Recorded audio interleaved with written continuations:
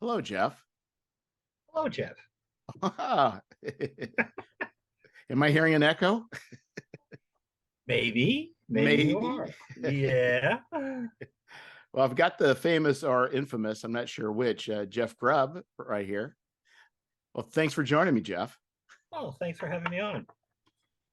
Yeah, it was funny. I just happenstance, well, happenstance, I guess a little more planned than happenstance. So I was at Gary Con Mhm. walking around um, and bumped into you. And I thought, whoa, Jeff Grubb. I ought to see if he just wants to come on my podcast. Uh, it's Gary Con was, in my opinion, one of the best run conventions I've been at in years. Been at a lot of well-run, well-organized conventions, but everything moves so smoothly at Gary Con. Plus, it was Old Home Week. I had spent many years in Lake Geneva. For those who don't know, there may be few of you. GaryCon is an annual convention. Luke Gygax runs it, Gary's son, and a wonderful team. And it's hosted in Lake Geneva, Wisconsin, which was the home of TSR, the original publishers of Dungeons and Dragons. And it's held at the, oh gosh, I don't even remember the current name of it, but at one time long ago and far away, it was the Playboy Resort, and it has since I think it's called like the Grand Geneva now, which is this very sprawling hotel resort. It's located on several golf courses, just east of town on the other side of the highway. Yeah, And it puts the sprawl into sprawling. I never seen mm, sprawling like this kind of sprawl, like it was, very oh odd. yeah, long. Well, it was designed, and they have a little plaque up for this, by some students of Frank Lloyd Wright. So it was done in his prairie style, which is to say, low buildings that tend to hug the geography. So there's therefore it was like you'd walk down a hallway to the end of a complex, and then you have to go up half a set of stairs, then you walk down to the next set of stairs, then you walk down to the and then finally you get to the lobby. It's definitely a spread out operation. Well, it's also But like it's anyway, like each building's like mhm, two stories, but they yes, alternate, like one being like the basement and the first mhm, level, the next one being the first level and the second second level. level, yeah. So there's no straight shot. It's kind of cool. But anyway, a lot of old friends still live in southeast Wisconsin. So, we had an opportunity of it being Old Home Week. It was going back for a reunion, the high school reunion. Oh, See how we've changed, how we haven't changed. Most of my cohort are now talking about retirement. That sort of, and grandkids. And that's been, it was really really nice to get together with a lot of people I haven't seen in years, because it's been like 25 years since I left Lake Geneva, and also finding out everything that's changed in town too. So, and it hasn't changed. yeah, it's my first time having been there. I didn't know quite what to expect, but I was pleasantly surprised with.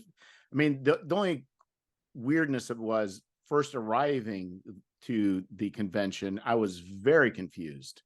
Like I was looking for a building, Yeah. something like that would stand out. Like in it, there was no such thing.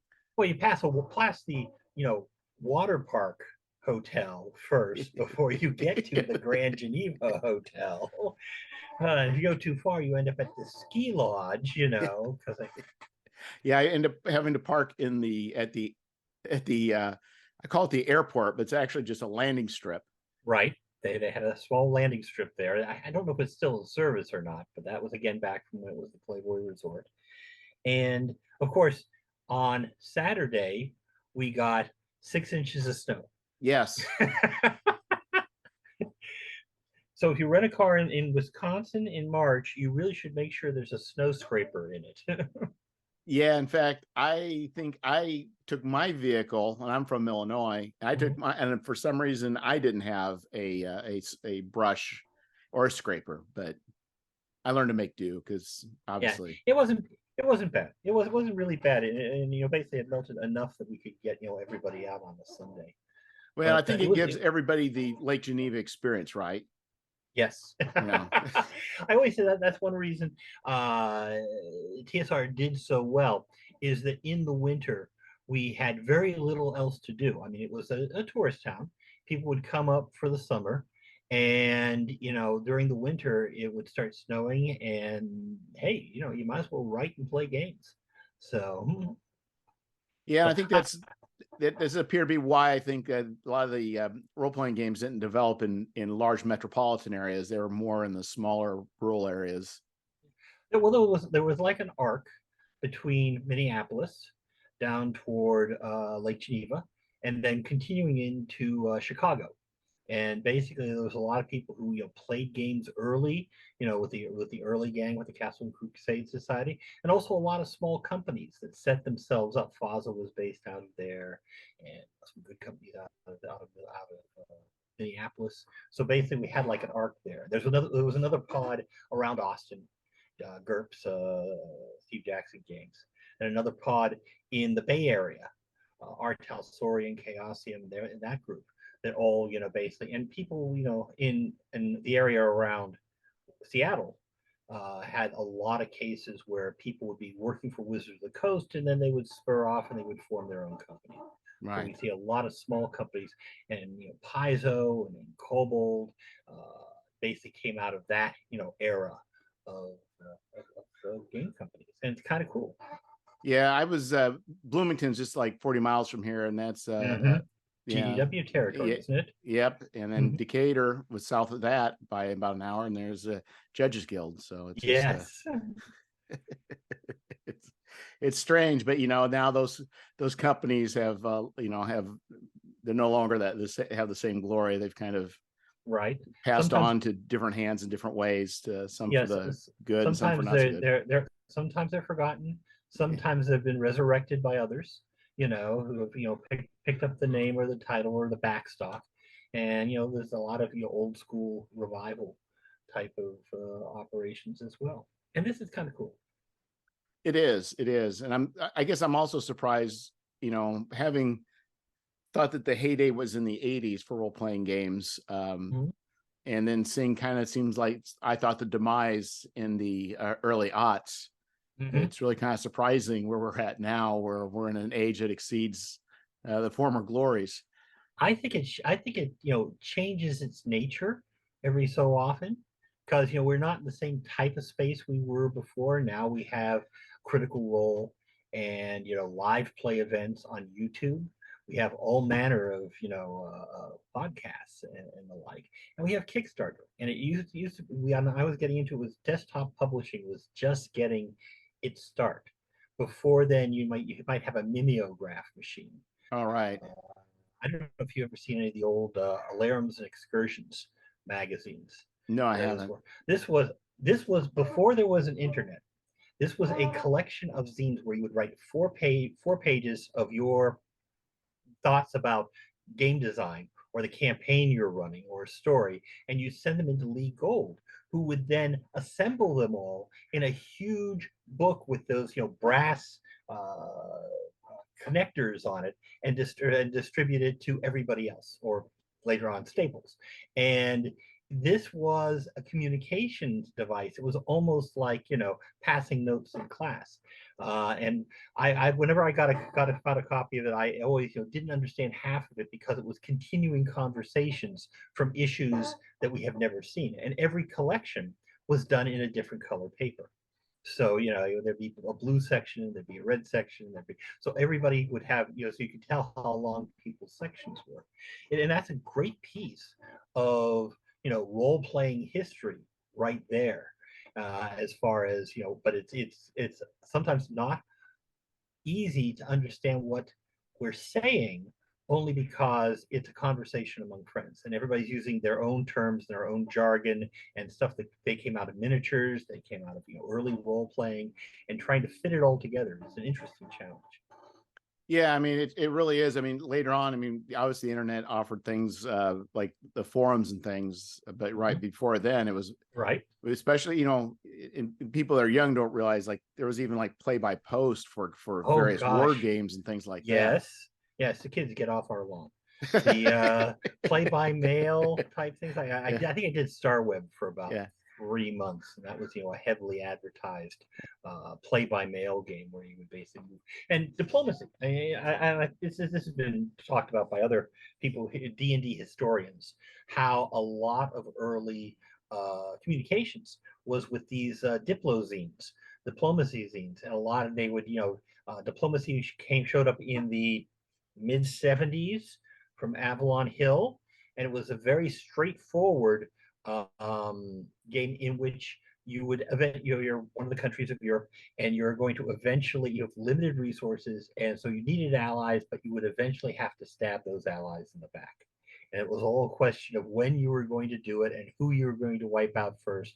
And it was about a 7-player game. It was very non-standard, but it did a lot for people designing their own versions. A Lord of the Rings, Yeah. where they took the map and they divvied it up and everything, and a Conan version.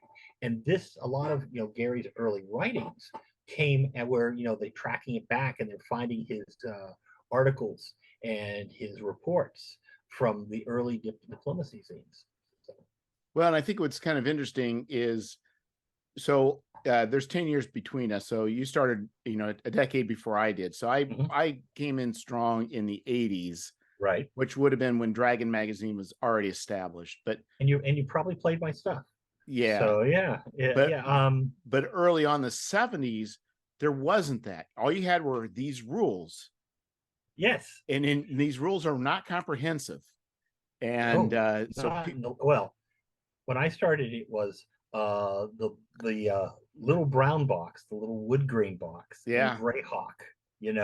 I remember when the Blackmore supplement showed up. It was the new hotness. Yeah.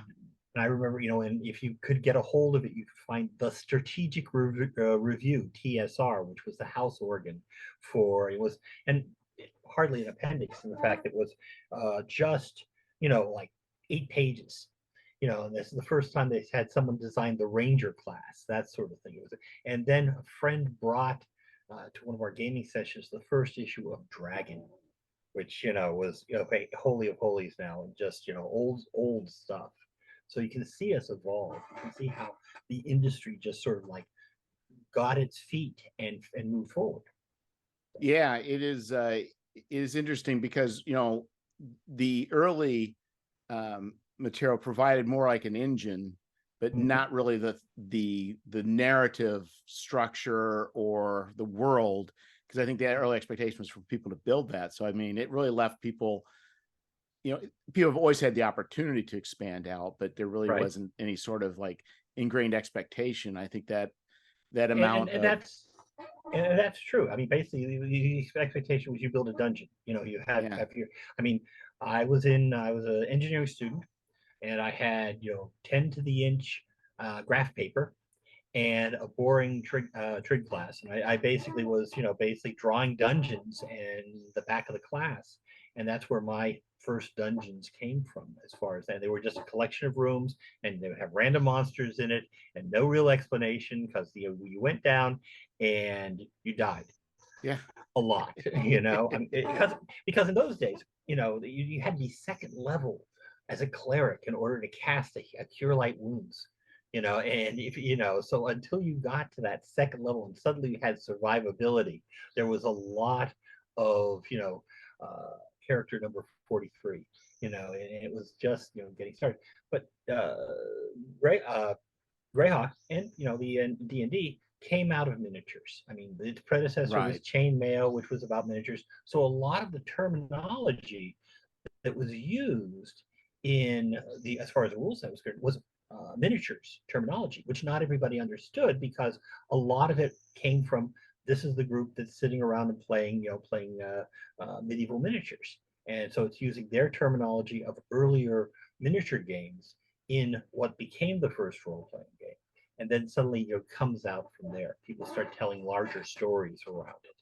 And you're not, your figures don't represent 10 hussars, they represent one hero and one character. And so everything sort of grew out of that. John Peterson's done some wonderful books on the history of role-playing games, playing at the World, and one more recently of how the fandom basically influenced early role playing. The West Coast group, and the Outlands of Excursions, and basically the various people who started pouring in and creating and extending out role playing, what role playing was. Yeah, it's almost like, the technology we'll say was quote unquote discovered. Yeah. And then, but it's like people didn't fully like know exactly what to do with it. It's kind of like, like Chinese inventing gunpowder. It's like, Yes. what are all the possibilities? We don't know yet. I mean, it's easy to look back and wonder, or maybe even critique or criticize or whatever. But starting from the beginning, it's like it was just, this is newly discovered technology, and its application really, I think we're still not even fully have explored all the avenues this can go, but especially back then. But we have explored those. We have been exploring those avenues. You see it in the different ages Yes. of RPGs. You see it with Vampire and the LARPs. You see it as we move into expansion technology, into Ultima and the early online role playing games and then the MMOs, and all of that has become these major industries, but have their origin in role playing games. When I was at Purdue University, we would Sunday night, we would be allowed to go to the computer room, which was like one big room with a lot of machines that you basically would feed cards and tape into, and be able to play on machines that would allow us to play two types of games, which were one was the roguelikes, which is its own genre in computer games right now, which is basically you have that little 9 area, you know 9 rooms on a level, and you're going down trying to find the amulet of Yendor, and that's one. And the other one was Star Trek games, where you had the Enterprise and you were figuring out how to fire your photon torpedoes using polar notation. So, I mean, these were engineers who were coming up with this sort of thing that basically, and you can see it in basically they're bringing their terminology and their experiences to the table as well. Yeah, and I find it's even fascinating that even with role-playing games now being explored, I think people using this for like therapy and for working with children for education. I mean, it's really kind of interesting from the the satanic panic to actually being embraced by educators. Well, what we've also see is that a lot of people who played D&D in the 80s are now in a position to dictate and steer what you see in popular culture. So now you're finally seeing the D&D movie. Now you're seeing references to D&D and Stranger Things. We had the opportunity to be a part of ET, and we passed. The TSR passed on it. As far as being able to, and then it came out and became a big hit. He says, "Yeah, we have there's a reference to D&D. We didn't show the game at all, Yeah. They came to TSR, and TSR said, "Nah, we're not going to do that." So really, it's like ET launched Reese's Pieces because the M&M company said no. So yeah, it's kind of amazing how far things have come over time, and I'm sure you've seen all the various stages from your vantage point. I'm sure it's a little bit different as far as seeing what's the reaction behind the people behind the scenes. I mean, I could speak to being, as a consumer, but I'm sure these volatile times and these changes were probably very cataclysmic to those that are in these companies. Yeah. Well, and it's well, for the end of TSR, before it was purchased, one of the things that hit it was a major change in the hobby in the collectible card game. And this was Magic the Gathering. It had a fantasy base. We basically, we were the fantasy people, and here's this other company that basically has come up with a new style of game and a new way of interacting, and they're doing it with with some of the same tools that we were using ourselves. And that was impressive as all heck, and also took a major hit as a result. Well, I think that's what's the irony, because I think that was the first major hit, and the second one was with the MMOs. to eat lunch. And I think that's what people thought, that, you know what, we're pretty much done. But it's interesting because I think for us, having grown up without that, this was new stuff. But for kids who have Yeah, grown up with this, the pen and paper, the tactile, the social gathering was the new thing. And for them, both have advantages. yeah. And with live play events, with a critical role in that group, is that that we always said the best way to learn how to play D&D is to sit down with somebody playing D&D. Just have someone explain it to you at the table. So all of these, what is role playing paragraphs I've had to write over the years is, it's a challenge to say, okay, Yeah. well, it's kind of like storytelling, and it's kind of like theater, and it's kind of like improv. They say, oh, I know what it is. They watch what's going on, the YouTube videos, and they basically, go and do likewise. And I think that accounts for a lot of the expansion of that we've seen in the past 10 years, 10, 15 years in role playing, is that basically it's much more accessible to people. They don't have, I mean, I discovered role playing at the Purdue War Gamers Club, because I had played a lot of Avalon Hill and SBI war games, and I showed up one day, and that was the exposure to role playing games. And Yeah. that's not something that's going to happen to everybody. Yeah. And I think definitely, being able, it is, before you had to know somebody. Yeah. And then you also then had to feel comfortable to ask or be part of that group. Mm-hmm. So it's like there's like barriers to entry to just in the past even viewing a game. Well, or now there is, you just I go to was YouTube. I was very fortunate. I mean, I learned how to play D&D, and I came back to Pittsburgh, and my future wife, Kate Novak, she and her friends had a starship.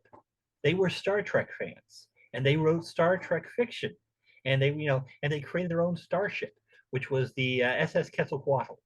And so they basically had that sort of like group adventure mindset. So when I said I've got a game here that is a role playing game, some of them moved very easily from that type of environment to we're playing fantasy characters, and later superhero characters.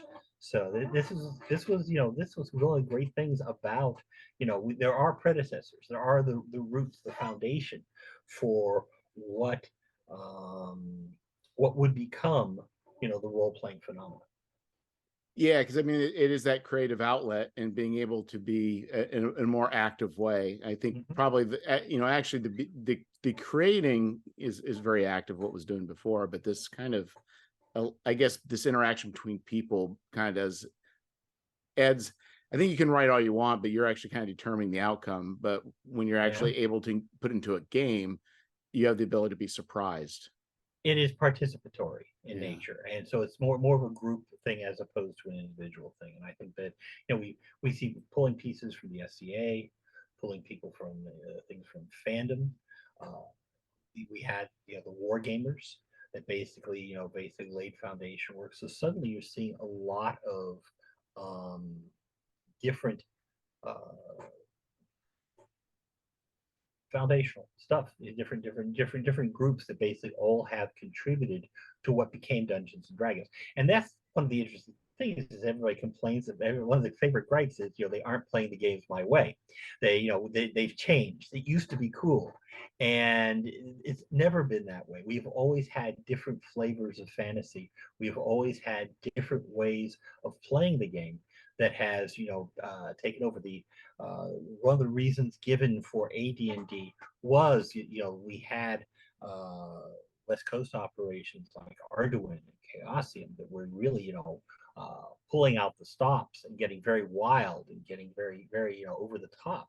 And the feeling was, no, we've got to stabilize it. We've got to basically get a rule set that just yeah, these are the rules. We have to organize ourselves. None of this, we don't say percent liar, or your hero. You have a hero that basically acts as a champion +1.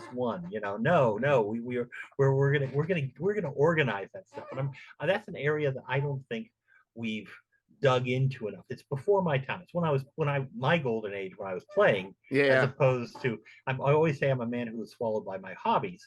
So basically, from like 82, 83 on, I became I became part of the problem in the fact that I was on the inside now, writing and creating and storytelling, and we were seeing what could be done with this engine that we created, and what are the pluses, what are the minuses. Yeah, it's also interesting to me, like some of the things that has like been removed that I thought was so great, like for BX, the reaction table. Yes. Absolutely beautiful technology. Like it works so well, and it was stripped out of later versions, which I When you don't say understand. the reaction table, are you talking about the which one are you It's talking a about? 2d6, when you encounter a creature or somebody for the first Got it. time, you Yes. roll to see if Okay. they're, Friendly. Yes. yeah, it's like that is That's such elegant. yeah, And that what, works for you. It works if you're playing off the spur of the moment. but that was It's based. removed. And Yeah. I find it kind of weird that this was probably one, I think, a huge step of innovation. Yeah. And I wonder why it was stripped out in later editions. I can't tell you, but you know what? It'll come back. You know, Oh and yeah. because I see that. I mean, basically, we see a lot more storytelling as far as here's our story. So we're going to know this character, and this character is going to have reactions like this, etc. And what the reaction table harkens back sort of to the hex crawl type of thinking, where you were making up as we go along. Yeah. Random roll tables, random monster tables. Uh, Used to be the upper levels of a dungeon were safer than the wilderness, because the wilderness, I could go out there and run into a green dragon on the second day. It was the first level. I got kobolds, I got Yeah. goblins, I might have an ogre. So it was the way it was set up was basically it was safer in the early levels of the dungeon, as opposed to going in deeper. And as I said, that my first dungeon was random rolled. It was basically I had my charts and everything, and I was coming up with stuff. Yeah, and I think And there's definitely, especially starting out, there's a certain amount of excitement of just of just learning the rules and learning how yeah, things work, and hmm and combat's fun. yeah, yeah. And I still think it's, most people don't want to do that all the time, but there's a certain amount of joy of just rolling some stuff up and having a combat. We have my Monday night game is run by Steve Winter, who was my editor for many years at TSR, co-creator of the Marvel Superheroes game, and he's our GM. And we are running through a old school mega dungeon set in a canyon with a whole bunch of different creatures, levels, all over the place. We'll go into one cavern and fight kobolds. We'll go into another cavern and there's an army of orcs mounted on bats, that sort of thing. And okay, we can sometimes find out we're in over our heads. And so level is just an insane thing as far as that's concerned. Well, our gaming style very much is kick in the door, take out the bad guys. And we've slowly been evolving to the go kick open the door, threaten them until they give us what they want, and then go on. We don't want to kill you. We're looking for this particular magic item, this MacGuffin. So Let's just make it easy on both of us. that's my Monday night crew. So Yeah, that we've got sounds like about fun. 6, 7 of us. 5 of us show up on an evening. We have quorum and can play. We play online, and that's another component that makes modern role-playing games, more accessible. Is that people are playing online. We get on Zoom, we get on Discord, and we can interact without having to go anywhere. So during the pandemic, this was a great way of keeping in touch and keeping groups together. Yeah, it is pretty amazing. I think those very tools that we thought was pulling, we'll go back to the MMOs and such. The Yes. online stuff was what's killing, but now that's the actual, probably one of the things that's actually vitalized role-playing games is the connectivity over the internet and being able to have a means of easily communicating. back and And forth. I think one thing that basically I think is appealing about tabletop as opposed to online MMOs is that we have to standardize things in online MMOs, so you deliver a solid experience and basically make sure there's not a lot of not unevenness, unfairness, whereas tabletop, you can, under the control of a GM, you can set the levels, and then as you go forward, realize, oh my God, these people are in over their head. You might want to give them a bolt hole. You may want to let them find a cave to hide in. That sort of thing, and that sort of narrative influence is and cooperative influence is not there within a computer control. Now, God knows with what they're doing with Chat GPT, we may get to that point, Yeah. where it sort of like can start comprehending and playing the odds that way. We talked beforehand, and I know you can't talk specifics, but I think working on an MMO in general, the process, I think it'd be interesting to discuss. So you've been working. Yeah. So you've been working on MMOs for how long? Oh goodness, about 20 years now. I left Wizards of the Coast, worked for a lot of small operations, and was actually hired freelance by a German part of Ubisoft to work on one of their Settlers projects. And from that, had the opportunity to, because I knew people there, join Guild Wars. That would be ArenaNet, and I blew my first interview because I didn't play enough MMOs. But I did get hired by them eventually, and basically started doing what I would do very well for traditional tabletop, build worlds and help contribute to that. And when you're working on playing a computer game, they both compare off differently. But working on an MMO, my current job, I work as a senior writer for ZeniMax Online on Elder Scrolls Online, which is their MMO version of Elder Scrolls. But it's a cooperative project. Everything you see on the screen is because someone sweat bullets to put it there. Yeah. There's a bunny hopping in the background. Okay, somebody had to concept the bunny. Somebody had to basically create the skeleton for the bunny. Somebody had to animate the bunny so it looked like a bunny when it hops. Someone had to do the skin for the bunny and probably do several skins, because if you're going to do a bunny, you might as well do a snow hare, and a jackrabbit, and something with tentacles, just because those are different zones you have. So basically, you're using the same resources again and again, and then somebody else creates another piece that fits in. Basically everything is there because a whole team of people came together to make it happen. They're very complex creatures nowadays, MMOs, and as a result, whereas we can play with, they call theater of the mind, where it's I say you see a castle in the distance, and there's a dragon flying around, and I can hear the artists and the animators going, "Oh no, we can't do that." You're basically putting a castle against a skybox, that we can do, but then animating something on that skybox, that's a challenge. So there's limitations of the machinery itself, which is basically we're playing inside a very tight little universe. Plus the idea that every time we create an asset, is we want to find other uses for it. Every time we create an event, we want to create other experiences for it. We don't want to just do something that's going to be done once and never going to see it again. No, you want to have things that are repeatable experiences that allow people to engage with it no matter when they join in the timeline.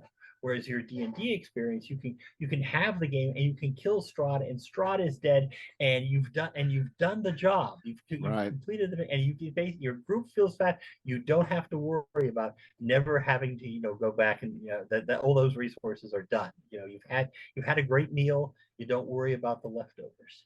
So So, So so, again, advantages for tabletop against MMOs. so you talked about world building, going back Yeah. to that. So Mhm. when you say world building, that you did world building, so are you talking about building like a world Bible? What was Done a lot your, of those. so like your Campaign. first role? What was, you said world build for your first role, like, or early on, what did that really entail? The first, that's a good thing, because back in those days, this was Toril, which became the name for the Forgotten Realms planet. So they basically, this is something that I'm going to mention later Yeah, on. We're stealing from our previous experiences. Okay, yeah. my gods ended up going to Dragonlance. The name of the planet went over to the Forgotten Realms. Stuff just works like that. And initially, it for me it was because the experience of D&D was you going down to the dungeon, you kill monsters, you take their treasure, was the dungeon itself. And what I ended up creating was a mega dungeon with multiple entrances across the continent. So I had dungeon entrance A and dungeon entrance B and dungeon entrance C. And dungeon entrance A was set in the middle of a town that became known as, well, it became American Pie. And I named my cities after like songs and Yeah. locations. Uh, B was Bellevue, C was Cooper's Rock, E was Emerson on Lake Palmer. I Emerson admit, on Lake cheesy, Palmer. cheesy as heck, and that was cool. But in the players, again, the players when they come in, they start changing the world. They realize they can make long distance travel just by going through these dungeons. So they started clearing out paths between the various entrances and discovering where it was and building their own internal network that allowed them to trade and get to places they needed to be. And that was a pretty impressive um, decision on what to do. So my first world ended up from dungeon to overworld. And the decisions I made in that dungeon affected the eventual overworld itself. And because I had clerics, I had to, okay, well, what are the gods? Do I want the gods that, basically pick a pantheon? You're Norse, that doesn't work. Greek, not so much. We built our own pantheon. By that time, I think the Platinum Dragon was mentioned first, maybe Greyhawk, maybe in Monster Manual 1. But the idea of a dragon god, okay, we have a good dragon god, we have an evil dragon god. And you can look at the gods which eventually went into Dragonlance, so you can say Kiri Jolith was the fighter's god. And, Sargonus was the monk god. Basically they were laid out on a framework of these are my classes. Each class gets a god as a representative, so people could basically Mashakal the healer was basically become much more clerical type god, which would evolve into the idea of the healing portfolio or the healing domain that they would basically later pick up and say, yes, this makes your cleric differently. And because we at the time we had it started off with lawful neutral chaos and then expanded out into good and evil. So I had good, neutral, evil gods, and 7 of each, and it sort of like evolved into what you see. We took those components and we moved them over to Dragonlance when we were getting started, because, well, hey, I've got a couple of dragon gods in this mess. We were talking Yeah. about dragons in Dragonlance, so Tracy basically adopted it and again changed things. Gilead the book became Gillian the book. Gilead the book was like there is no bomb in Gilead. I took a lot of a book called Everybody in the Bible and used it as a basis for my um, um, for my naming conventions for all these guys. So basically twisted names, and they twisted the names. Mashakal, I believe, changed genders, which is not something that's unusual in the stuff I've done over the years. I know there's still a discussion whether Tiamat is Takesis or not. So that's an online fight. I have opinions. I may someday voice them, but It may be on your last, it'd be in your will that in an my will, envelope gets opened up. it says Takesis is not Tiamat. Ha! right now they are, within the canon, and then canons change over time. Well, really, I mean, canon is whatever the company at this moment in time states Exactly. for their official rules. Yep. But you know what? We're free to do whatever we want. Yes, you are. You basically have your own, own, and you see that in various, campaigns, in OGL campaigns, and people who say, "I'm going to get back to BX. I'm going to get back to the little brown, little white books, the little brown books." Yeah. Basically, and I see looking at some of them, I look at them, and some are very good, but I'm also looking at places where they've taken this out. We're going to be true to the original BX, and here's a component removed from fourth. Yeah. Okay, so people always have built their own house rules and built their own, universes, and that's kind of cool. Well, I think we had to back in I mean, as teenagers with Advanced Dungeons and Dragons, it was kind of a hot And, mess. and time And on their hands. So yeah, yeah, exactly. So but we were doing all sorts of crazy things. and again, Greyhawk started as miniatures, combat miniatures. Dragonlance, started as the concept for a story telling within a universe. The Realms was originally the Realms predates the Forgotten Realms, the TSR version, in that they were a setting for Ed Greenwood's stories that he wrote at a very young age. His first one was One Comes Unheralded to Zerta, which you probably can find online. The the whole, but that the realms very much became a place where we could put as many orphan projects that were just hanging out there. Somebody did an adventure, and basically, yeah, here's a place for that. Yeah, here's a place for that. Here we're doing books. Here's where we can put this book. I mean, the first year of Forgotten Realms, I had a map that Ed Greenwood had made a copy of his home map, sent it to me. I assembled it and drew things on it and made changes. And it hung outside my office. And I had areas laid out. He goes, and this is where we're putting the H series. And this is where Doug Mouse is playing with the Moonshays. And here's the, like, if you're going to go hang out in Cormier or the Daylands, let's talk to Ed because that's where one of his home campaigns was based. So basically, I knew where everybody was. I was a traffic cop for the Forgotten Realms. And that map now is hanging at the I guess the ceiling of the Game Hole in Madison. Game Hole Con is coming up as we take this. And they basically got a hold of it and very happy to have it. And they asked me, ask the origins for it. So what was your reaction? I mean, you knew the map was coming and it came in individual sheets of paper, right? Yes, you had it to did. tape it together. So what was, I mean, like when you actually got them, like the post comes. Yeah. And like I want to know what was your thought at that moment like? Oh God. Well, okay. First off, I'll tell you the whole story, and I've told the story elsewhere as well, so I'll be as succinct as I can humanly be. Dragonlance had come out and it was doing very nicely, but they were considered, it was worried that it was a flash in the pan. What do we do next? It was basically, okay, we did real well with this. Can we do it again with something else? And we threw around ideas, and I was the bright soul who said, well, Ed Greenwood has done a whole bunch of these articles for Dragon Magazine, and they're set in the place called the Forgotten Realms. Elminster shows up in Ed Greenwood's kitchen, drinks his beer, and tells you about Seven Swords of Cormier. And I said, well, let's check to see if he has anything more, if he has a real world under it. He's just making it up as he goes along. And I called up Ed and I asked him, would you be interested in selling your world? And Ed's response was, well, you've already published some of my stuff, so I already think you own it. And I paused for a moment and I said, Ed, I'm not going to tell anybody you said that because we'd like to pay you real money to be able to use your world. And he started, and we made a deal.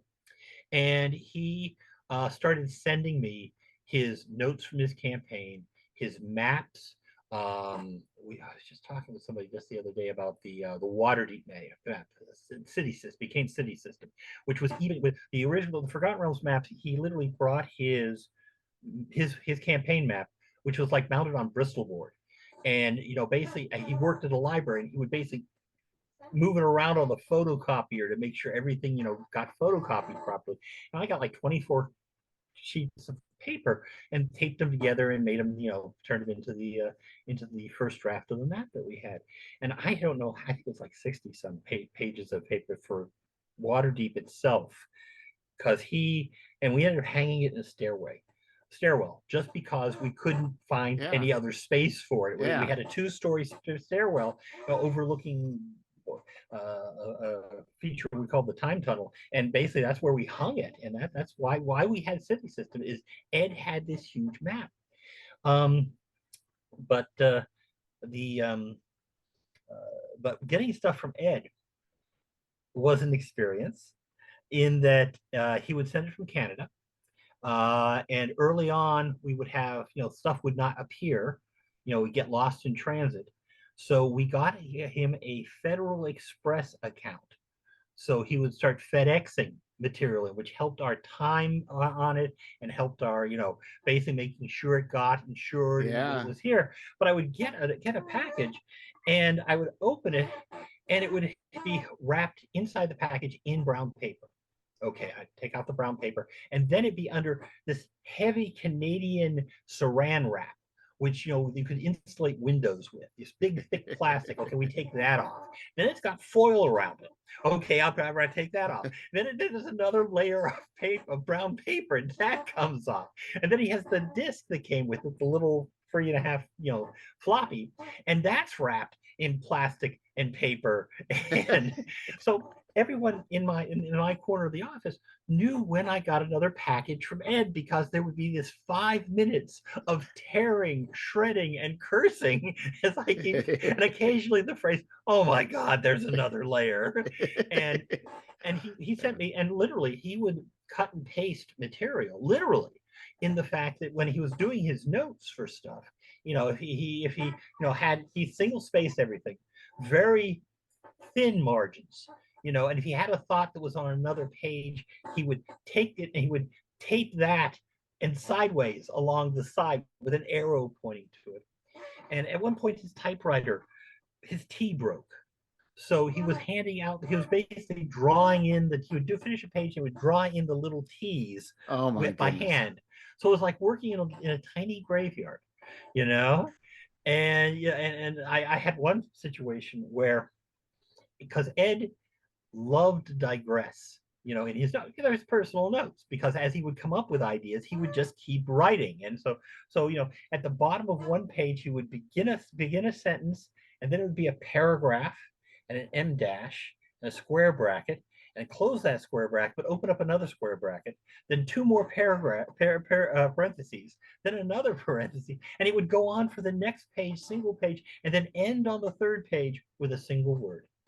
So it was really, the early material, but a lot of that stuff, if you go back to the gray box set, you'll see that stuff, that there's often, we talk about an area, and then we say Elminster's notes. Those Elminster notes are very close to what Ed originally had to say about those areas and his notes. So we basically transcribed them and cleaned them up. And so we have, for example, a huge section about the witches of Rashomon. And we don't have anything at all about Sembia. Because Sembia was, in Ed's campaign, the place where, greedy merchants came from, that allowed the players to basically con them and rob them. So they all came from Sembia. No one ever went to Sembia. They didn't have to do any work on Sembia, so there was nothing on Sembia. So at the time we said, well, we were just going to leave Sembia to you. We aren't going to go in and talk about it, because we didn't have anything. And eventually we did go in, because things get filled in over time. Well, I think going back to the work that you got directly from Ed, and you talked about how he kind of went into these subroutines and digressions and retrogression. Yes. But it right now we have the benefit of word processors and computers, and we can edit. But what you're actually seeing is like stream of consciousness writing, unedited, and how a person's, especially Ed's brain is working. And it's interesting to me to see how, people kind of think everything's done linearly, but it's kind of interesting to see a person's actual like thinking process. thought process as he Yeah. goes along, and he would cut up pages and he would reassemble them, Yes. and basically photocopy because he worked in a library. He had free access to a photocopier. Part of the deal that we made with him to buy the Forgotten Realms involved a computer. We sent him a computer. Made sure that the keyboard had a T on it too, right? Well, but we didn't send him any memory. So he's swapping. It's one of these, Macintosh SEs that had 2 slots. So he's always swapping disks out so he can basically load the Word program, and then he can, And so after the first year, we sent him memory after the first year, because just to make his life easier, and the fact that things were going very, very well for us at that point.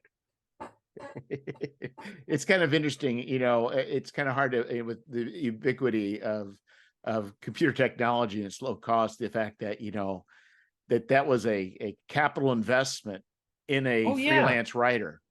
I mean, we were talking about technology, but this was at the dawn of desktop publishing. Yeah. This was at the dawn of personal computers, where they became truly ubiquitous. This was at the dawn of Federal Express, where suddenly you could this was, we didn't have the internet yet. We didn't have that ability. We had, oh gosh, at one point, I think we had an internet line that went to one station. That was basically our line to the outside world, as far as that was concerned. As far as being able to access CompuServe and AOL online. Those heady days. Those halcyon days. Halcyon days.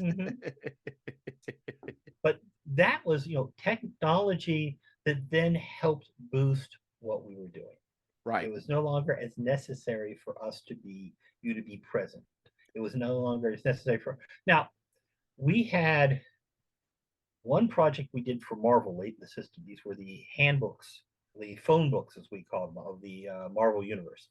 Marvel did an official handbook of the Marvel Universe, which was very helpful for us when we did Marvel, because it told us, where they thought the abilities were of the various characters. You talking about the comics, or are you talking about an actual book? We're talking about the they were comic books originally. Oh yeah. They were comic books. There was the official handbook, and then there was the deluxe handbook. And then I had those. They've done hardbacks and all sorts of stuff since then. But they had this stuff, and it was available, and that became source material. And one of our management said, "Hey, we can do this. We can basically get them." They send us the discs with their text on it. We add our gaming material, and we publish it. Easy peasy. And then we discovered they didn't have computer files for all of this text describing everything about Captain America and his history and his shield and everything. No, that was set. And basically they didn't have that data. So we ended up scanning it with an early optical character reader. Really? And then having to go through and re-edit it. I don't know that saved you any time. Well, it's even better. When we were done, we sent the computer files back to Marvel so they would have them. So that was evolution of the entire. But those the big thick handbooks was, oh my gosh, people love those. Those were really good, because we took like they had like 64 pages, and we had these 300-page volumes that basically about 4 or 5 of them that basically people can basically look up their favorite characters.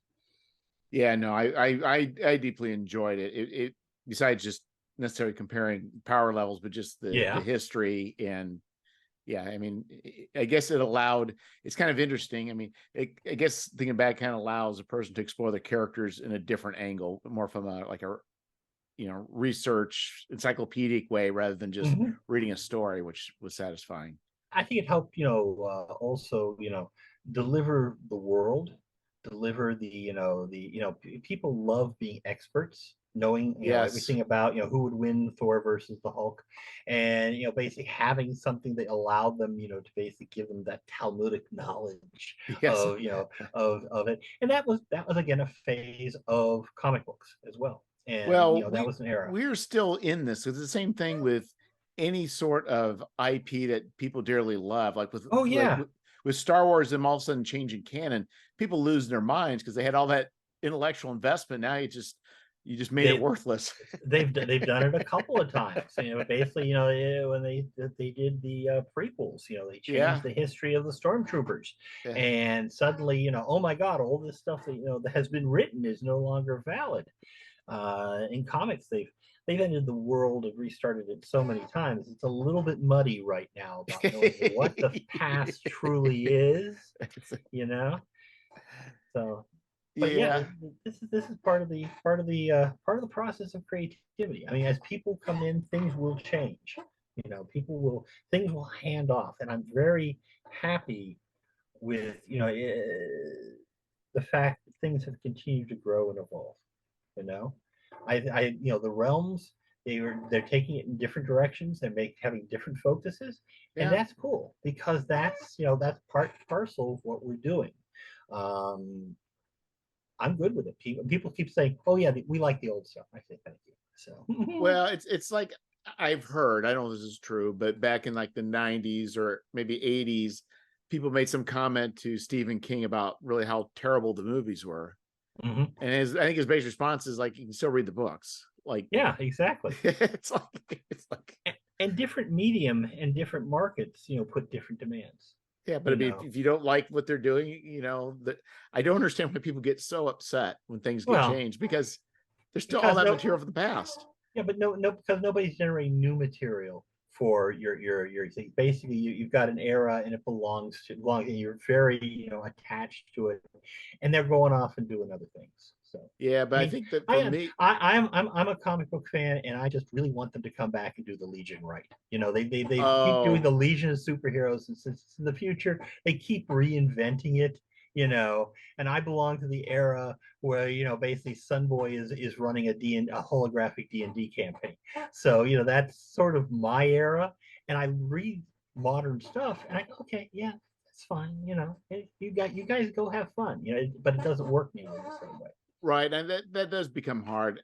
I see what you're saying. I was thinking more of the D&D stuff, but for comic books, yeah, the idea, because with the role-playing stuff, people can still put stuff out even if it's an unofficial capacity. But for comic books, that's a different story. So if you said, man, I really love the 60s style of Justice League, you're not really going to get that anymore. No, and they attempt it every so often. I mean, basically they will do stuff that basically harks back to like Batman 66 eras. or something like that. Yeah, that's a good example. I mean, it's lost it. Okay. I had a point and I have no idea what it is. Yeah, well, I think the thing is it is interesting about fandom, and it's interesting about, I think the dilemma to me is, if you have an intellectual property and it's been around for 80 years or however long, boy, it's hard. You want to also stay relevant, but also too, it's like you've already told a bunch of stories. Like, it's like with Batman, it's like, they're still trying to find new ways to do Batman, but how do you keep from just, or Superman, just the same old stories again? I don't know. A lot of, and actually, the thing that bothers me about restarts, every jumping on point is a jumping off point. We're going to, if you reintroduce the Legion again as being a brand new operation, they will now meet the Fearsome Five for the first time. They've met them for the first time about 5 or 6 times now. So how are we going to make it different? How are we going to elevate the right? How many times does Uncle Ben have to die in front of our eyes? Exactly. How many times does Bruce Wayne's parents have to get shot in front of our eyes?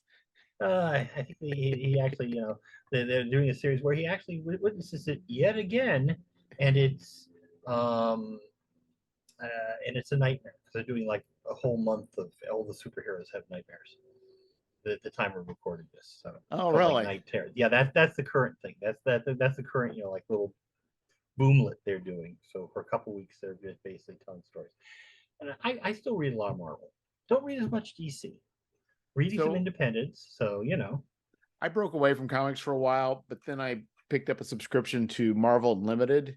Okay. Oh yeah, online. Another it's on my tablet of technology changing how you're engaging with the IPs. Yeah. So I find, in general, just making a general statement, that modern comics, I think, do a better job of storytelling, but boy, there's a whole lot less content in it. It's a lot less words, because before I used to be packed with exposition. Now you can flip through a comic book Well, Jack Yeah, Kirby, just pick a yeah, Jack Kirby comic book and the latest Daredevil comic book, and there's no comparison to the amount of words in there. yeah. I'll give it to you, give you that. And I think it comes and goes because when we started, one of the things that read comics as a kid, and then I dropped out when I got to college. The guy in the dorm room next to me basically read comics, so I started reading comics again. And from there, the Star Wars comic was just coming out. Yeah. Howard the Duck was just coming out. I would buy Star Wars comics and send them to Kate. Basically, it's because she was a Star Wars fan as well, That's true and love. I'd mail it to her. Yes, true love. But the idea is that at that time, a Spider-Man comic book was, when comes the kangaroo, or terror is the grizzly, and that was sort of like, and now there seem to have moved a lot beyond that, and they're dealing with a lot of more political situations. They're dealing with a lot more emotional situations. There's a lot more than just. So I think, again, if I was to do Marvel superheroes again, I would take a serious look at what our goals and karma systems were to basically make it fit with the type of stories that they're telling nowadays. Oh, I see what you're saying. I agree. Mm-hmm. But I think what I think is also different is Kirby's stuff comes more feeling like it came off the where books were premiere and there was a lot of exposition to get things Mm-hmm. going, where it seems like the more modern comics take their cue more from cinema. Right. And I agree with you. I think that basically using the strengths of comic book storytelling, panels and gutters and everything, to basically move the plot forward. Some of my favorite panels back from that era when I started was single panel that shows the Beast swinging through 14 different flagpoles, basically in a single panel to show that he's extremely dexterous and fast. That sort of thing's cool as well. So I think that had a lot to do with it as well. But I think there's also it seems like to me a lot of those earlier ones tried to create a complex, like it seemed like, especially with Kirby stuff. Mm-hmm. Not that I'm really on Kirby, because I absolutely love Kirby, his work, but it's like he had a complex world and he felt the need to get you up to speed, like by page one of a very complex, like the Eternals. Like, we're gonna just throw in all this information through dialogue. Like, it's like. And during the Jim Shooter years, a rule they had is you should put an action sequence in early where everybody on the team gets a chance to use their powers. So basically, every comic book could be someone's first comic book. Oh, so yeah. they basically need to basically make sure it's again, going back to a very discussion. It is what is an RPG paragraph? Yes. Who are these X-Men? Because they were just getting restarted when I was getting back into comics. But you stay in the Jim Shooter principle. Now that makes me think that's kind of interesting way of thinking about is as maybe even adventure design. Yeah. I think that's also applicable. It's the idea there are ones where you can basically there's an expectation of what you're doing, Well, and everybody gets to demonstrate an ability. Like, maybe you need to write scenes to make sure, maybe one big scene where you offer a number of different options for different characters to do different things.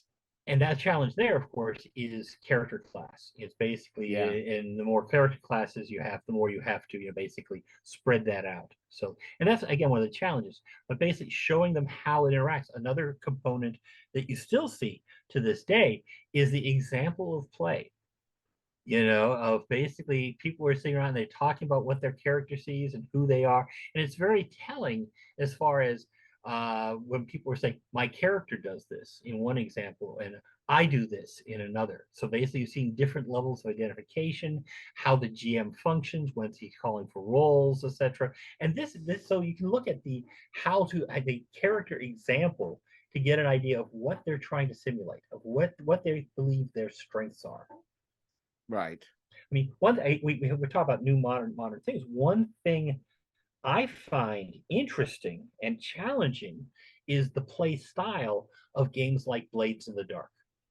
Yes. And Blazing Wheel, and they've shown up in the last 20 years. They've become much more popular in the last 10. And this is the idea where the GM doesn't do all the prep work.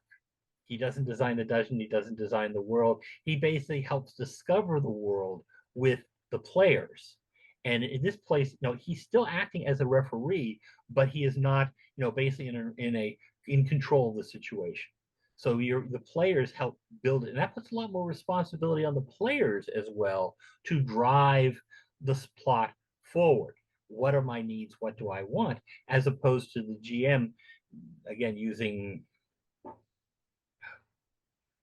wasn't Dashiell Hammett, but basically one of the detective writers thing. When things bog down, send in 2 goons with guns. Oh, Basically, yeah. yeah. Was it Philip Marlowe? It wasn't Marlowe. It was I think it was the Marlowe writer, and which is terrible because I've devoured all his books and I cannot. And now someone's going to put into the comments, oh yes, it was. Yeah, but I think also what's interesting, Blades in the Dark, is they've also created mechanics to have to reduce the amount of planning people do. You just have to give a basic plan. And so they're able to cut out the unnecessary, not say unnecessary, but the tedious stuff and get right to the action. They get right to the action, and they also basically live off the sense of retcon.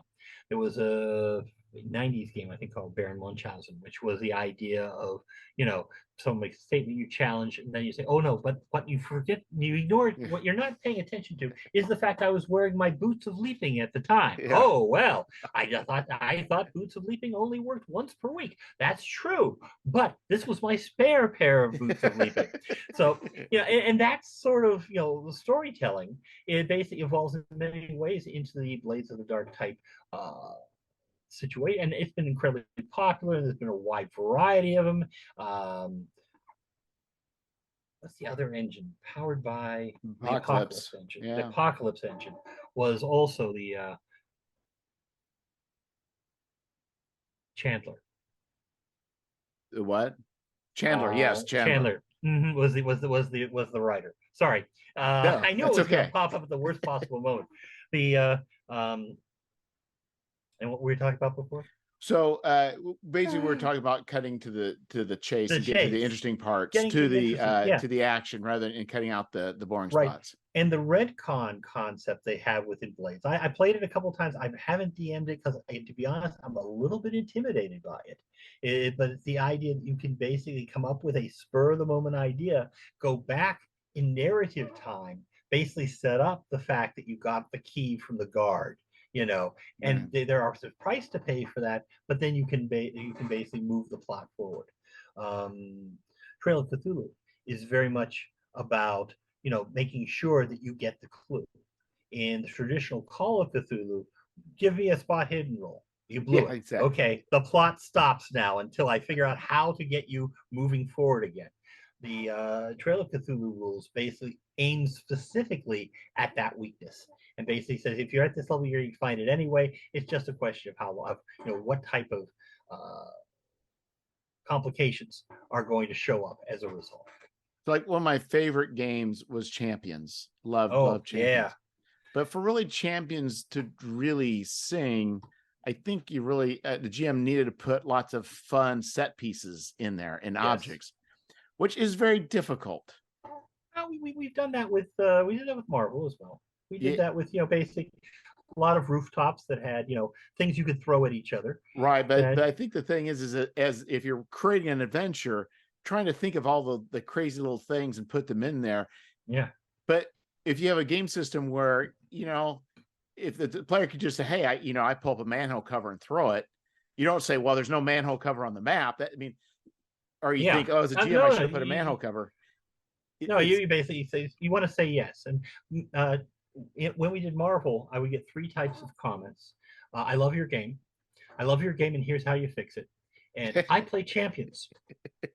And I play Champions, and I buy everything you've made in order to transfer it over to my system because Champions is has an ornate min-maxer's paradise for its skill generation. So the character generation is a very important and involved part of the game itself. And the combat, you might get through 2 or 3 rounds before night falls. Yeah. And it's just and there were two two big, it was the East Coast, West Coast thing, superhero games. There was Champions, which had a very strong basis out of the West Coast, and there was Villains and Vigilantes, which basically operated more out of the East Coast. That was more of a, lightweight. And Marvel sort of came in looking at both of them and sort of was in between the two in two levels in complexity. So Yeah, I've never played Marvel. I've never played I've never played any face rip, and that's something I really want to rectify in the next few years. I don't know how I bought the preliminary version of the new Marvel superhero game, in which the ability scores spell out Marvel as opposed to phase rip, which I thought was just sort of like a really cute thing. But I thought it was, an excellent start, and I'm really looking forward to seeing the final product because I do still buy, I still read, I still play. I try to play new RPGs.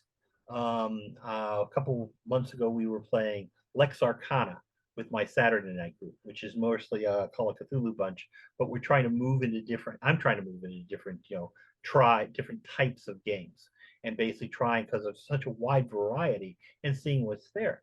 And Lex Arcana is you are a member of the Caesar's X Files, in the fact that you're basically a legion that is set up to investigate creepy stuff and visions, and that's your job, and you travel all over the Roman Empire, and the gods are around, and you have various people, various gods favor you, and you're dealing with rising pantheons and all sorts of things. But it's a kind of a cool little. The system was very nice. It worked out very nice. We ran that for a couple of nights, and Steve Winter, who's one of my regular moderators, has just so asked if we wanted to play this, and I've said yes. This is called Gray Seas Are Dreaming of My Death, and it is a William Hope Hodgson RPG.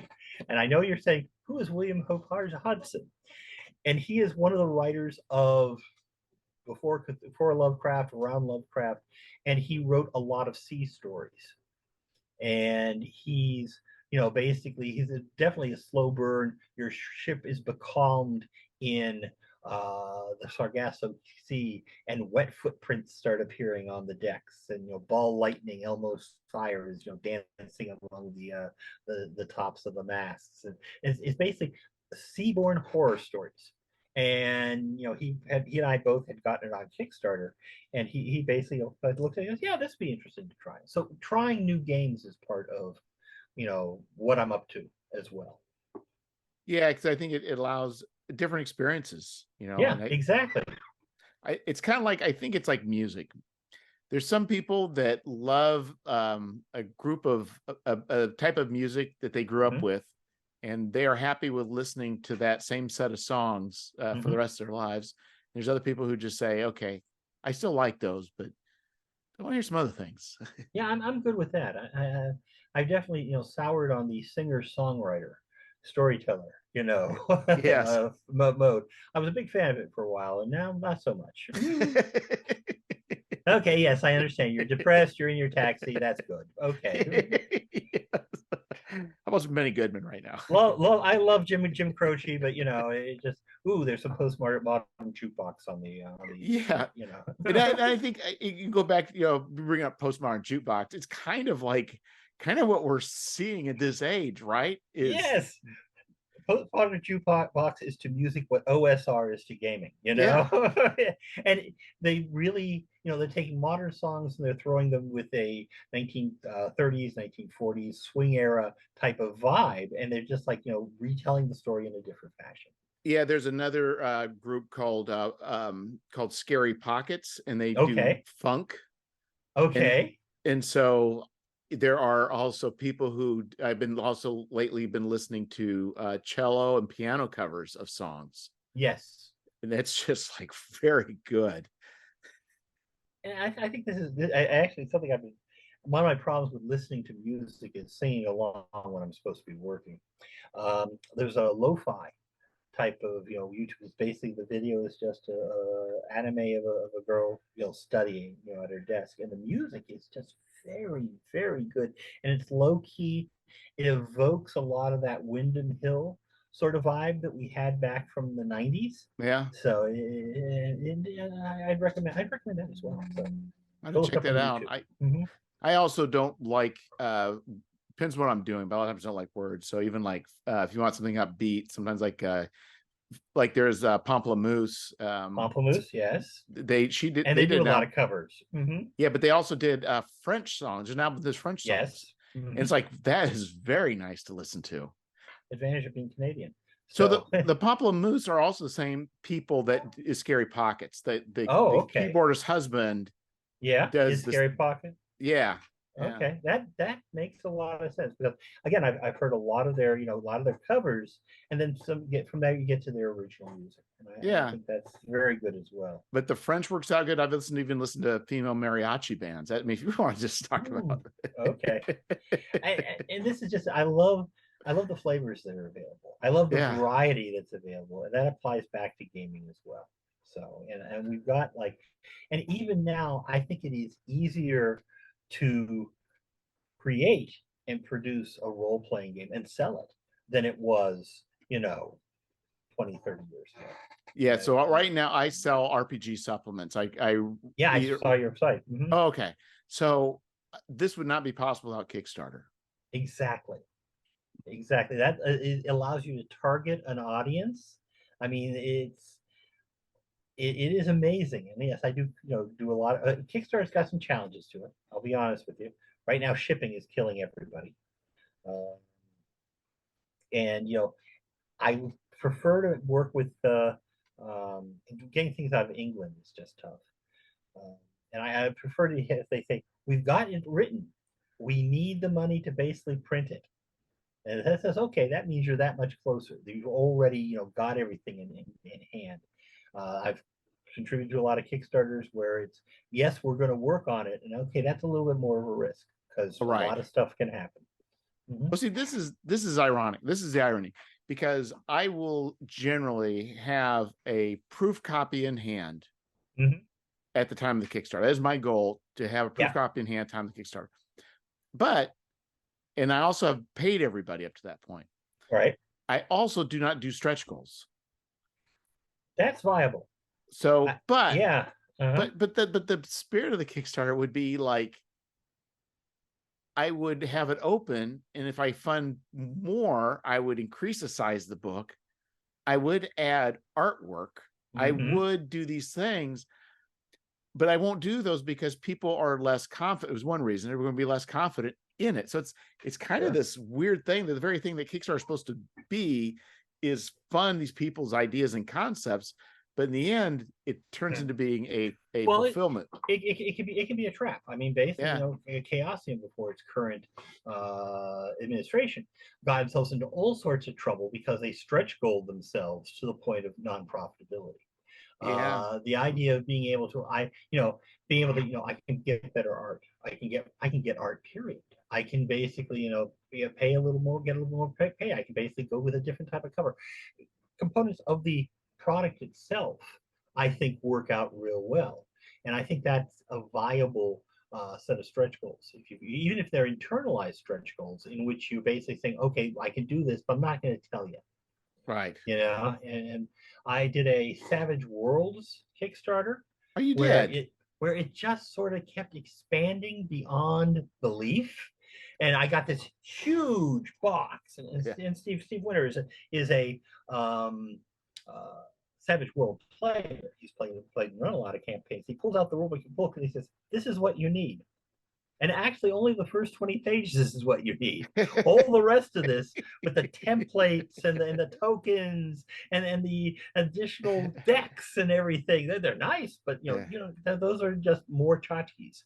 So I've had that problem of doing Kickstarters where they offer tchotchkes, and the tchotchkes just sort of like go all over the house after a while. So I find something, I went, what did that belong to? That belonged to something that I bought, I've been finding even with PDFs. The Modifius 2D20. And also I got all these. It kept sending me PDFs and PDFs, and I'm like, I got more than that. It's like I have a problem. I do, often get PDFs because, Yeah. hey, you send it to the printer, you might as well send a PDF version to your Yeah. backers. That gives it to them right now, damn it.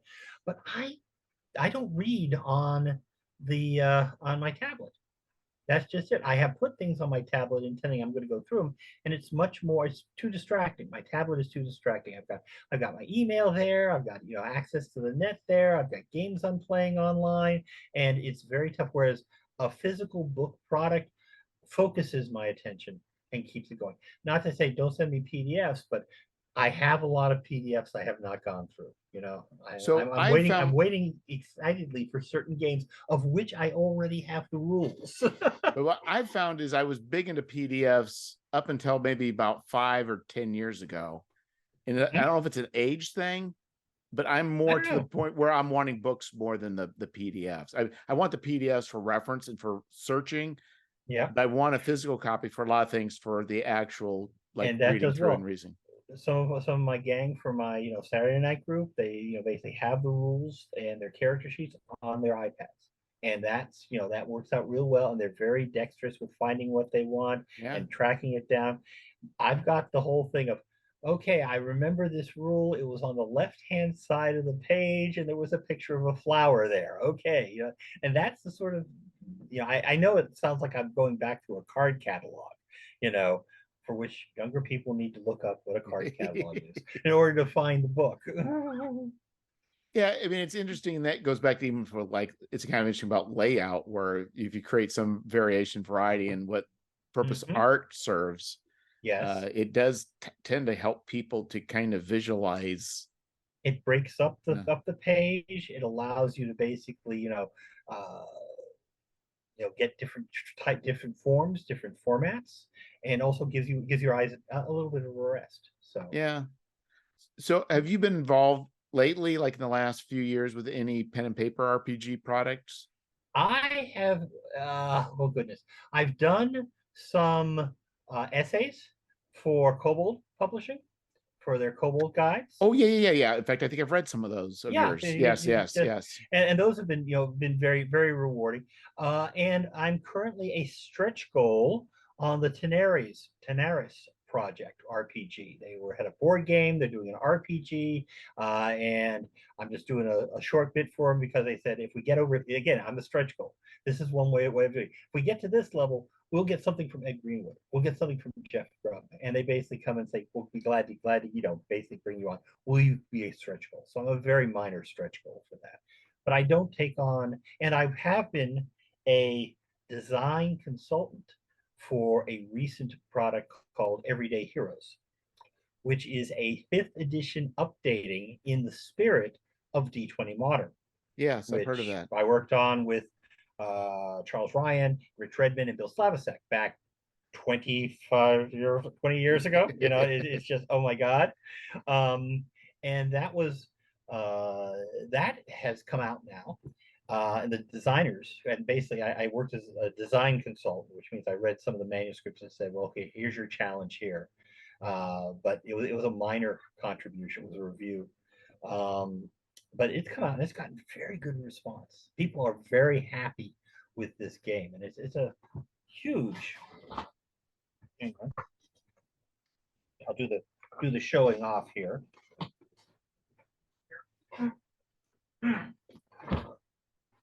It's a monster. Oh, yeah, it sure is.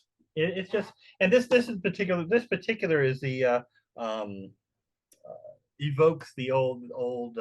This is the Kickstarter version, in the fact that it evokes the old D20 Modern cover, but it's some 460 pages of goodness.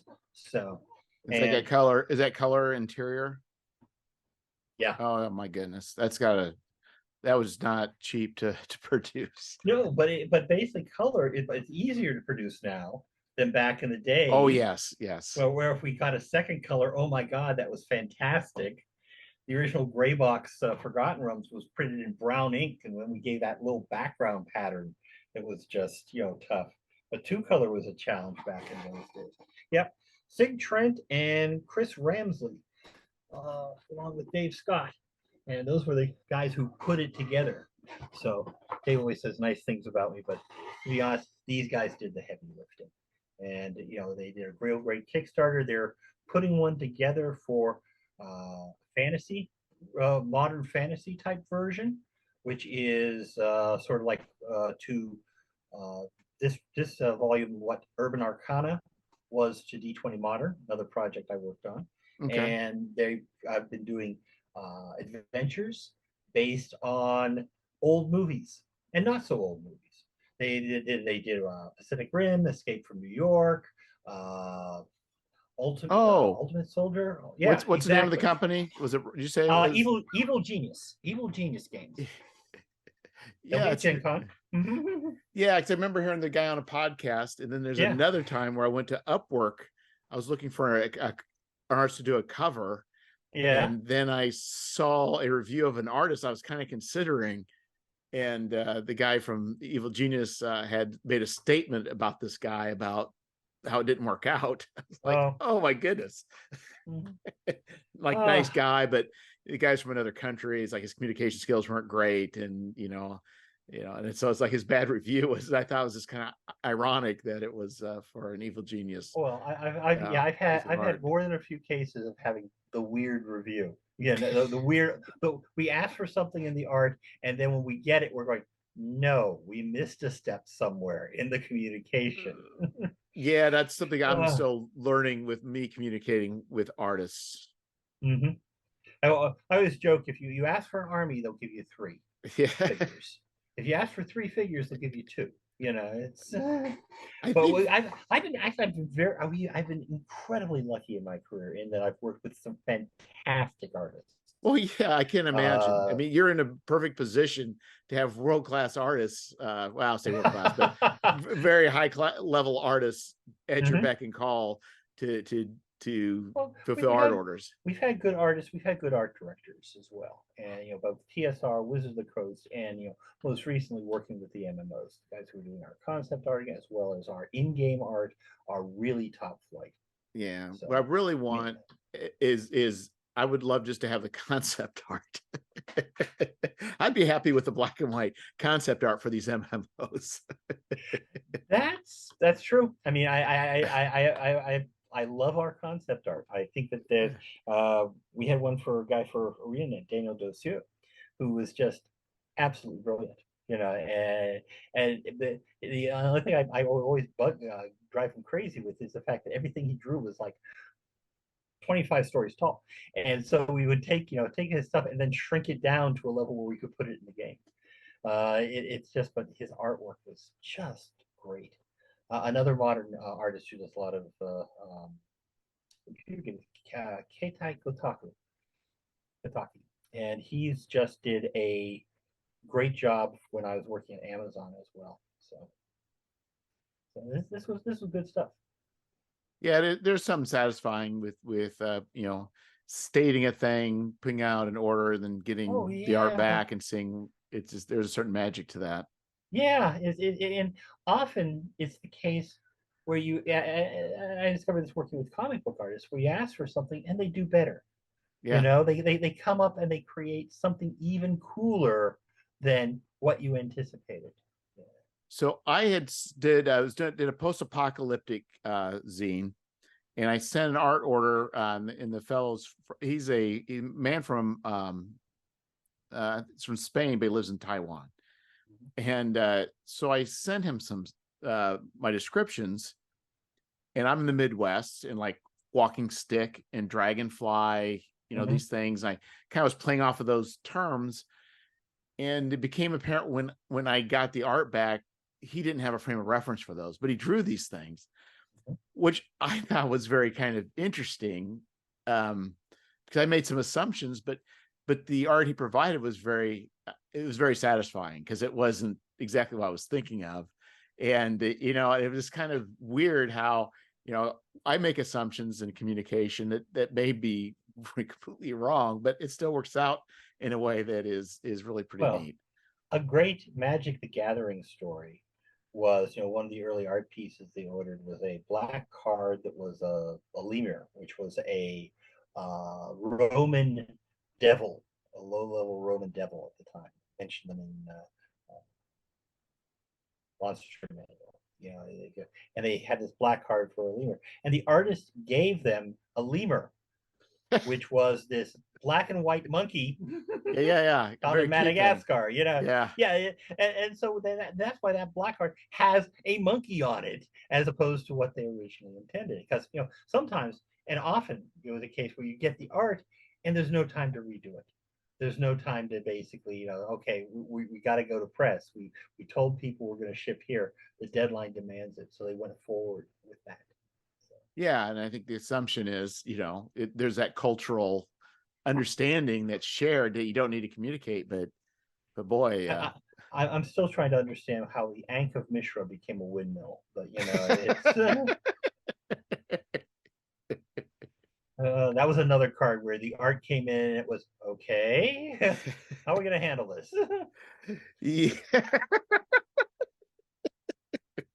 And this has happened on more than enough occasions, for over the years on various types of products, and this is one of the challenges, as of creating. So, Well, I think for me, I mean, deadlines are fairly flexible.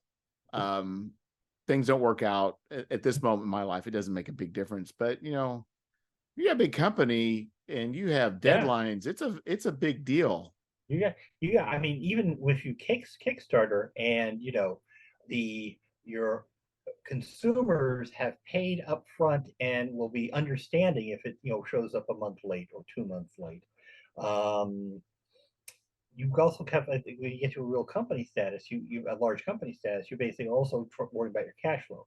How are we going to pay for this? Yeah. How are we going to get people paid and keep things moving forward? And feeding the beast is one of the challenges. And I think one of the things that created all sorts of havoc for TSR back in the day. Well, I think too, it's like you may have certain key like maybe you want to, like for RPGs, and one of the big things maybe is to have a product ready for Gen Con. Yes. Oh, back in the day. I don't think that's the case anymore. But there still could be key things like maybe you got a release schedule of every 2 months. And if you don't have much, you can't have 2 releases at the same month. Like, you know what I mean? Okay. It's, you know what I mean? So, it's like, there's a point where you may be locked into certain things that does not allow you flexibility, or maybe whatever it may be, you're trying to meet. Or maybe you're saying, I need to have 5 product releases this year, otherwise my revenue is going to take a hit. Well, you mentioned that back at TSR, every year for several years, Jim Ward, who was our boss, and myself would go back into the corner office where we had another Macintosh. And I was the only person who knew how to run, like PageMaker on a Mac. And we would lay out the grid for everything we wanted to do for the next year. And of course, everybody has gotten their list of favorite stuff, and we can't have them all showing up for Gen Con. So we have to stretch them out over a longer period to basically create a schedule where the big Forgotten Realms project doesn't walk on the big Dragonlance product. And so we aren't doing 4 box sets in the same 2 months period. So we are there, basically how we're scheduling it out was part of the challenge we had. And we had to often drop projects just because there was no room in the schedule. We pushed things off. So yeah, this is again, one of the challenges of running a larger company.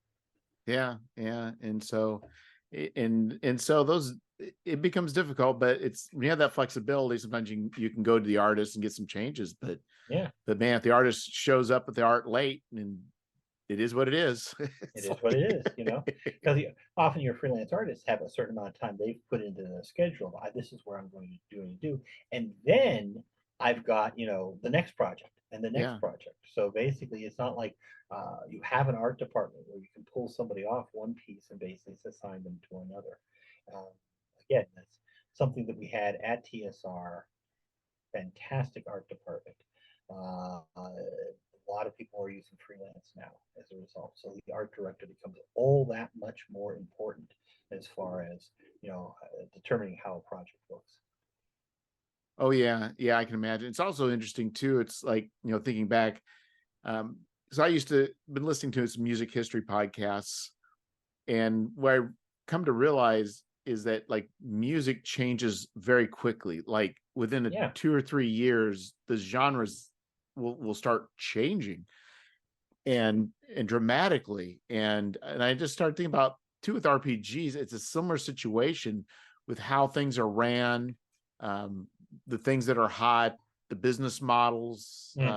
It is, you're talking about having art department. I think it's a lot more lead time because we have to write so much text. But I think Right, but you're I mean, right. as far as like you had an art department, then it's freelancers. I mean, it's like how products being released, how products are being made, the way the business looks. Like even like with TSR, huge amount of releases under Lorraine, to then up until recently with 5th edition, it was like we're just metering this out to like just a couple releases a year, and the variation.